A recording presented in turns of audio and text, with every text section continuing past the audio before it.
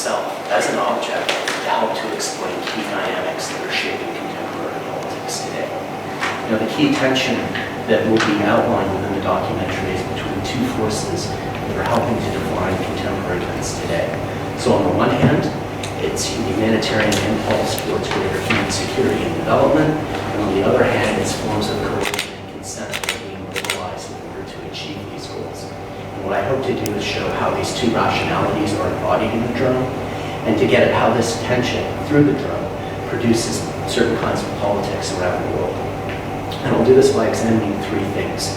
So first, our new spatial relationships that are being opened up by the drone. The second is in terms of ways of seeing that are embodied in the drone and through practices of droning. And the third is thinking about imagined futures of the drone and the ways in which these imagined futures are already shaping the ways in which we're being governed.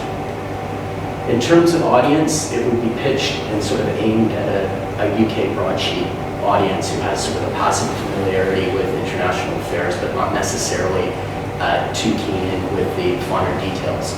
I think there's international appeal to this because obviously we're talking about issues that are around the world, but there's also kind of those more darker aspects to it around things like surveillance, security, conflict, and violence.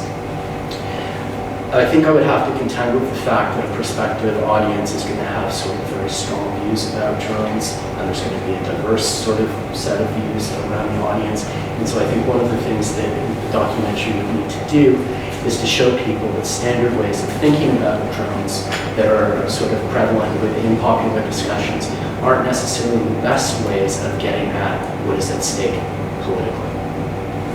Ultimately, I think I would want the audience to feel by the end of watching this or listening to this that whatever preconceptions or views that they held very kind of firmly at the beginning, maybe they had a few doubts about them by the end.